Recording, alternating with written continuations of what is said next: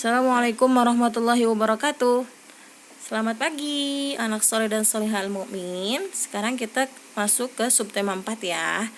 Nah, di subtema 3 pembelajaran 5 dan 6 kita tidak bahas lagi karena materinya hampir sama, yaitu masih menjelaskan tentang teknologi ya, teknologi komunikasi. Terus masih menjelaskan tentang cara menghitung keliling ya pada bangun datar. Terus membahas tentang suku bangsa ya, dari perbedaan suku adatnya tuh berbeda-beda. Nah, nanti kalian tugasnya mengulangi pembelajaran di 5 dan 6 ya. Cukup membaca-baca saja ya. Itu agar juga bisa melancarkan kalian bacanya biar lebih lancar lagi. Nah, sekarang kita masuk ke subtema 4. Subtema 4 ini yaitu membahas tentang perkembangan teknologi transportasi. Kalau kemarin teknologi komunikasi, kalau sekarang transportasi. Ya, ini adalah materinya yang akan kita pelajari pada pagi hari ini. Masih membahas tentang informasi dalam teks atau tentang kalimat utama, terus keliling bangun datar, teknik lipat, potong dan sambung, terus keragaman individu dan keselamatan diri. Nah, kalau kalian lihat ada di halaman 91 ini banyak sekali transportasi, baik transportasi darat ya, terus udara. Di sini macam-macam ya, ada kereta, ada bus, terus ada metro mini, ada mobil pemadam, ada sepeda, ada motor dan macam-macam. Nah, ini adalah salah satu alat transportasi, yaitu untuk membantu kita kesehari-harian ya. Nah, untuk mencapai tujuan atau tempat tujuan yang kita ingin tuju agar lebih cepat. Nah, ini macam-macam transportasinya. Oke, kita baca di halaman 92. Oke, simak ya. Di sini ada perkembangan teknologi transportasi. Oke, simak ya. Dahulu manusia berpergian dan mengangkut barang dengan berjalan kaki atau menggunakan tenaga hewan. Seiring berjalannya waktu, alat transportasi mulai dikembangkan. Perkembangan alat transportasi dimulai setelah ditemukannya roda. Mulanya roda dipasang pada kereta kuda. Dengan adanya roda, mengangkut barang atau penumpang menjadi lebih mudah dan cepat. Nah, salah satunya seperti yang ada di gambar ya, kereta kuda. Jadi setelah roda sudah ditemukan itu, barulah zaman dahulu itu transportasinya lebih ringan. Karena sebelum ditemukannya roda ini, yang bulat ini, roda itu ya, yang bulat tuh ya, terus ada jari-jarinya, itu namanya roda. Sebelum ditemukannya roda ini, zaman dahulu dia itu berjalan kaki. Cukup alat transportasinya itu jalan kaki, baik tujuannya jauh, dekat. Nah, itu dia transportasinya cukup pakai kaki saja, berjalan ya, menggunakan tenaga hewan, atau juga ada yang pakai kuda kalau ada yang punya kuda zaman dulu, terus pakai kerbau ya. Nah, setelah ditemukannya roda, baru dipasangkan rodanya itu di hewan atau di kuda. Nah, jadilah seperti ini nih, kereta kuda. Nah, dengan adanya roda tersebut, maka transportasi lebih mudah gitu ya. Nah, kita lanjut. Kebutuhan manusia untuk berpergian semakin meningkat. Manusia pun mengembangkan berbagai jenis alat transportasi. Sejak ditemukannya mesin uap, kendaraan bermesin mulai berkembang. Misalnya sepeda motor, mobil, dan kereta api. Setiap alat transportasi terus berkembang dari tahun ke tahun. Kecepatan mobil pertama masih sama dengan orang berjalan. Kini ada mobil yang memiliki kecepatan melebihi 200 km per jamnya. Nah, jadi zaman dulu katanya di sini mobil itu kecepatannya sama seperti orang yang berjalan. Jadi tidak ada perbedaannya. Tapi sekarang semakin ya teknologi itu makin berkembang, maka transportasi sekarang mobil itu ada yang dikendarakannya itu kecepatannya melebihi 200 kilometernya per jam. Berarti sudah ada yang lebih cepat ya. Tergantung jenis kendaraannya yang seperti apa. Itu ya. Nah, selain alat transportasi darat, ada pula alat transportasi laut. Manusia menggunakan kapal laut untuk bepergian antar pulau. Nah, jadi kalau yang di darat itu seperti sepeda, motor, ya, mobil itu yang digunakan di darat. Nah, ada juga transportasi yang dilakukannya itu di laut, seperti apa? Kapal laut untuk berpergian di antar pulau. Jadi ada juga kendaraan yang di laut ya, itu adalah kapal. Dia itu melewati banyak pulau untuk sampai ya. Nah, siapa di sini yang sudah pernah naik kapal laut? Pasti ada perbedaan antara transportasi darat dan transportasi laut. Perjalanan menggunakan kapal laut memerlukan waktu yang lama, bahkan bisa sampai berbulan-bulan jika pulau yang dituju sangat jauh. Meskipun demikian, sampai saat ini kapal laut masih sering digunakan. Nah, zaman dahulu itu pergi umroh atau pergi haji, atau ada orang yang belajar di tanah suci, di Mesir, di Mekah. Nah, itu dia menggunakan kapal laut, sayang, kalau kalian tahu. Jadi zaman dahulu itu belum ada pesawat ya. Nah, jadi dulu kalau ke Mekah itu dia menggunakan kapal laut. Makanya nyampainya itu lama. Nah, kalau sekarang pakai pesawat, dia cukup beberapa jam saja gitu. Nah, Ustazah diceritakan sama guru Ustazah, dulu guru Ustazah itu belajar di Madinah. Dia itu menggunakan transportasi laut. Jadi melewati banyak sekali pulau untuk sampai ke Madinah tersebut. Nah, meskipun kapal laut itu sudah digunakan dari zaman dahulu, tapi sampai saat ini kapal laut pun masih bisa dipakai atau masih bisa dikendarakan gitu ya. Jadi kapal laut itu ibaratnya manfaatnya sampai saat ini masih ada. Oke, seiring dengan perkembangan teknologi, manusia berusaha menemukan alat transportasi yang lebih cepat. Manusia mulai mengembangkan pesawat terbang. Awal mula pesawat terbang hanya terbuat dari rangka kayu yang dilapiskan kain. Pesawat tersebut juga belum dapat membawa penumpang. Teknologi pun semakin berkembang, kini pesawat terbang dapat mengangkut ratusan penumpang. Pesawat juga dapat menempuh jarak yang sangat jauh. Transportasi antar kota maupun antar negara menjadi lebih cepat. Nah, ini adalah salah satu alat transportasi yang sangat cepat, yaitu pesawat terbang. Ya, jadi pesawat terbang itu dahulunya itu dia terbuat dari kayu yang dilapisi kain. Nah, seperti Pak Presiden kita dulu, yaitu B.J. Habibie. Dia pun sempat membuat pesawat terbang. Ya, dia adalah salah satu orang yang pertama membuat pesawat terbang di Indonesia. Wah, keren sekali ya. Nah, pesawat itu bisa mengantar kita mau kemana nih? Ke luar negeri bisa, ke antar kota bisa, terus antar negara bisa. Jadi transportasi pesawat ini adalah salah satu transportasi yang cepat ya. Jadi bisa mudah kita untuk kemana, misalnya mau ke Australia, mau ke Mekah, mau ke Madinah, mau ke Amerika, mau ke Bali. Nah, itu dia cepat dibandingkan menggunakan mobil.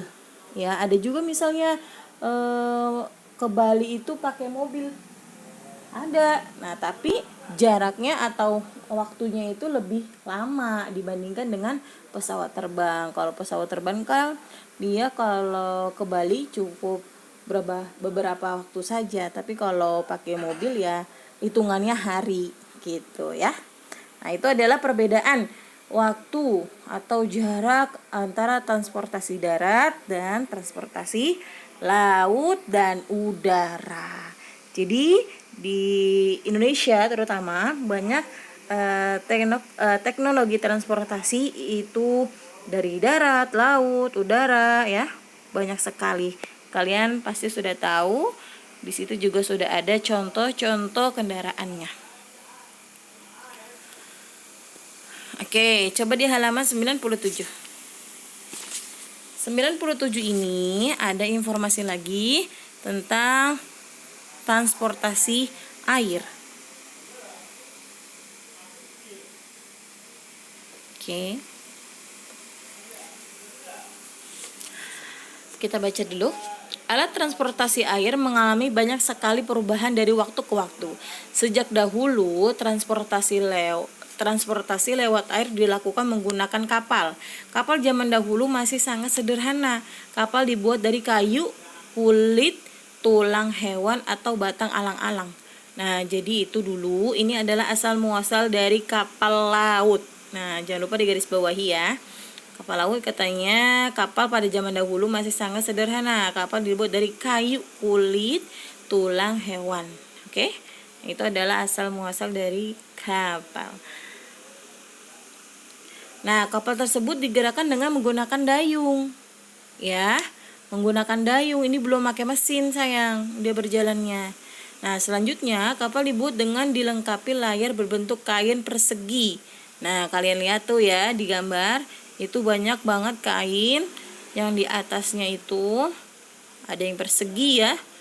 Persegi, ada yang segitiga. Nah, jika tidak ada angin, layar tersebut dilipat dan pelaut harus mendayung.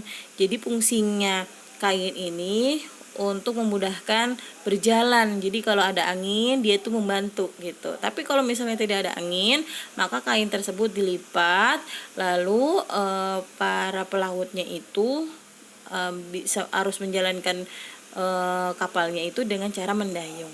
Semakin lama ukuran kapal layar semakin besar, namun sistem kemudian belum ditemukan. Kapal diarahkan dengan bantuan dayung besar di bagian belakang kapal. Penemuan mesin uap mempengaruhi perkembangan alat transportasi air. Dengan mesin uap, gerakan kapal tidak lagi bergantung pada angin. Nah, sekarang berarti sudah ditemukan nih. Tenaga uap digunakan untuk menggerakkan baling-baling kapal. Nah, berarti sekarang tuh sudah pakai mesin ya, uap ini. Nah, selanjutnya mesin uap diganti dengan mesin diesel sehingga kapal dapat melaju lebih cepat. Nah, berarti sudah makin canggih ya teknologinya, sehingga tidak usah menggunakan dayung kembali untuk kapal tersebut bisa jalan. Kini jenis kapal ada bermacam-macam. Setiap jenis kapal memiliki kegunaan masing-masing. Ada kapal pesiar besar yang digunakan untuk mengangkut penumpang yang ingin bertamasya di laut. Ada pula tongkang untuk mengangkut hasil tambang. Ada juga kapal feri, yaitu kapal penyeberangan antar pulau. Kapal feri juga dapat menyeberangkan berbagai jenis kendaraan darat seperti mobil, bus, dan sepeda motor. Jadi kapal itu juga bisa menampung kendaraan ya. Jadi ketika kalian menaiki kapal feri itu, mobil, motor, bus itu dimasukkan ke dalam kapal tersebut. Nah, berarti kapal feri itu termasuk kapal yang besar karena tidak hanya orangnya saja atau tidak hanya manusianya saja yang ditampung, tapi kendaraannya pun masuk ke dalam kapal tersebut. Jadi macam-macam kapal itu banyak ya, ada yang untuk hasil tambang, ada yang untuk bertamasya saja, ada yang manusianya masuk dan alat kendaraannya juga masuk atau bisa dinaiki gitu ya. Nah, itu adalah transportasi air. Ya, kalau tadi kita sudah bahas tentang campuran air, laut, udara, dan darat. Kalau sekarang adalah transportasi air. Gitu ya sayang, berarti banyak sekali informasi yang kita dapat dari transportasi kendaraan ya. Gitu. Insyaallah bisa dipahami ya. Kita lanjut. Keliling bangun datar. Itu ada di halaman 95. kita sudah pernah bahas ya, ini dari kemarin-kemarin, dan kalian juga sudah sempat latihan, alhamdulillah sudah paham ya. Oke, kita ulangi lagi ya biar makin mantap. Di sini ada persegi panjang, yaitu panjangnya 20 cm ya, panjang atas dan panjang bawahnya sama ya, 20 cm. Lalu tingginya juga sama, 12 cm dan 12 cm. Kalau sudah diketahui panjang dan lebarnya, maka kita akan mencari kelilingnya. Berarti kalau keliling itu apa? Jumlah seluruhnya. Ya, berarti 20 cm ditambah 12 cm ditambah 20 cm ditambah 12 cm, hasilnya adalah 64 cm. Nah, ini angka 64-nya adalah hasil atau bisa disebut itu adalah kelilingnya. Ya, keliling bangun datar persegi panjang. Seperti itu ya. Lalu di sini ada lagi contoh, yaitu persegi segitiga. Nah, kalau segitiga ini dia angkanya berbeda ya. Dia dari yang lebih panjang itu dia panjangnya 7 cm. Lalu yang sebelah kanan itu ketika diukur 5 cm. Lalu lebarnya 8 cm. Nah, kalau persegitiga itu rata-rata sisinya ada yang berbeda ya. Beda sama dengan persegi panjang. Jadi sama caranya, tinggal dijumlahkan saja. 8 tambah 7 tambah 5 yaitu 20. Itu ya. Nah, di sampingnya, di situ kan ketahuan cuma angka 8 cm tingginya atau panjangnya panjangnya 8 cm, lalu lebarnya 12 cm. Nah, kira-kira lebar yang di atas itu berapa? Oke, iya benar, 12 cm. Lalu lebar yang di atas itu 12 cm. Panjang mohon maaf tadi apa bilangnya? Lebarnya yang di atas itu adalah 12 cm. Lalu yang di sebelah kanan itu panjangnya sama berapa? 8 cm. Ya, tinggal jumlahkan saja deh. Kita hasilnya 40 cm. Nah, di sini ada latihan. Ya. Ada soal A ibaratnya ya. Persegi segitiga ini Ustazah sebut adalah soal A, ada soal B. Nah, coba kalian jawab nanti di kolom komentar Ustazah ya. Yang jawab nanti Ustazah hitung absen. Tapi kalau yang tidak jawab Ustazah tidak hitung absen. Ya, kuisnya ini harus diisi dan dijawab. Oke? Nanti kalau yang benar Ustazah akan like komennya. Oke sayang ya.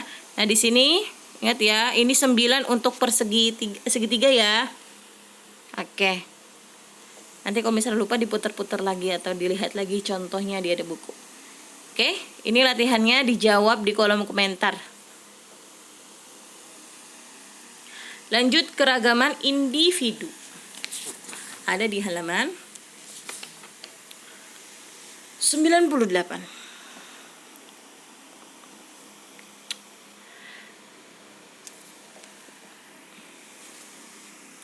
Lani bersama ayah dan ibunya mengunjungi saudaranya di Bali menggunakan transportasi bus.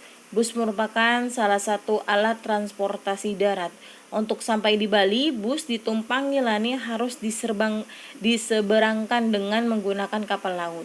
Bus dinaikkan ke dalam kapal feri dan menempati ruangan khusus. Sedangkan para penumpang menempati ruangan khusus penumpang. Lani duduk di samping ayah dan ibu. Lani mengamati keragaman penumpang kapal laut. Ada penumpang dewasa dan ada penumpang yang masih anak-anak. Lani juga melihat penumpang dari berbagai daerah. Mereka berbicara dengan bahasa daerah asal. Perjalanan terasa nyaman dan menyenangkan karena para penumpang mengikuti petunjuk keselamatan. Meskipun berasal dari berbagai daerah, para penumpang saling menghormati. Para penumpang menjaga ketertiban sehingga tidak mengganggu penumpang yang lain. Nah, ini adalah salah satu sama, yaitu saling menghargai ya. Walaupun di situ kan banyak tuh keragaman, ada yang dari misalnya ada yang dari Jawa Barat, ada yang dari Jawa Timur, campur-campur dari daerah mana saja. Nah, di situ walaupun berbeda asalnya, maka harus tetap saling menghargai dan mematuhi peraturan yang ada di sana. Jadi ketika kalian berada di posisi Lani ini, maka kalian harus mempraktekkan sikap Lani ini ya. Oke, ini adalah salah satu sifat terpuji atau sifat baik. Nah, di sini ada video teknik lipat dan tempel dan nyambung. Coba ya cara membuat pesawat.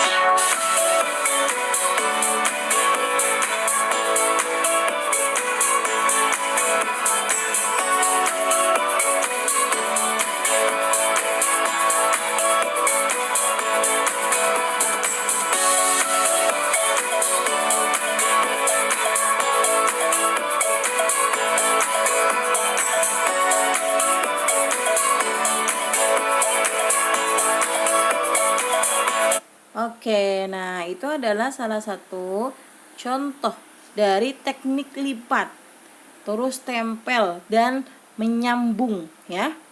Jadi digunting-gunting dulu, terus setelah itu dilipat sesuai apa yang kalian mau buat. atau misalnya kalian mau buat apa, cari dulu contohnya di Google gitu. Lalu ditempel ya menggunakan lem tembak boleh, lem basah. Nah, atau setelah itu baru deh menyambung. Jadi maksudnya itu menyambung itu yang tadi itu dari hasil gunting-guntingan tadi ya. Nah, ini adalah salah satu contoh teknik lipat, tempel, dan menyambung, yaitu membuat pesawat. Wow. Nanti ya kesempatan kita lihat waktunya. Kalau misalnya ada waktunya nanti kita akan praktek. Oke. Nah, di sini ada keselamatan diri dalam berenang. Kalau kemarin kita sudah bahas tentang alat-alat apa saja sih yang dibutuhkan untuk berenang ya. Nah, di sini ada pelampung, ada rompi pelampung ya. Nah, di sini ada cara kita untuk mengingatkan teman kita ketika lupa menggunakan alat tersebut ketika ada di kolam renang ya. Yaitu di sini katanya apa? Selain menjaga keselamatan diri, kita juga perlu memperhatikan keselamatan orang lain. Misalnya kita berenang di kolam atau berwisata di tempat di pantai. Hal-hal yang perlu dilakukan untuk menjaga keselamatan antara lain sebagai berikut. Di bawahi ada mengingatkan teman agar memakai pelampung. Terus ada mengingatkan agar teman tidak berenang di tempat yang dalam. Terus mengingatkan teman agar tidak bermain terlalu jauh ke tengah laut. Terus memeriksa keadaan sekitar. Apakah terdapat benda bahaya, misalnya pecahan kaca, duri, atau patahan ranting yang tajam. Terus ada mengingatkan agar teman menaati aturan dan menjaga keselamatan. Nah, ini adalah hal-hal yang harus kita ingatkan kepada teman kita ya, ketika ada di lokasi tempat renang, pantai, dan sebagainya. Jadi walaupun ada yang kalian lihat nih, ada salah satu orang di tempat renang, dia tidak menggunakan alat-alat yang tersebut, maka diingatkan dan dikasih tahu harus menggunakan alat tersebut agar tidak terjadinya jatuh atau hal-hal yang membahayakan dirinya. Seperti itu ya. Nah, oke, saya cukup untuk materi pada pagi hari ini. Pesan Ustazah, sholat ya, jangan lupa 5 waktunya, mengaji Al-Qur'annya, terus juga membantu orang tua. Nah, jangan lupa tadi kuisnya dijawab ya. Kuisnya dijawab, lalu tugasnya ada di halaman 96. Kerjakan di halaman 96. Oke? Seperti biasa, Ustazah tunggu di siang hari. Kurang lebih Ustazah mohon maaf. Kita akhiri dengan ucapan alhamdulillahirabbil alamin. Subhanakallahumma wa bihamdika asyhadu an la ilaha illa anta astaghfiruka wa atubu ilaik. Assalamualaikum warahmatullahi wabarakatuh.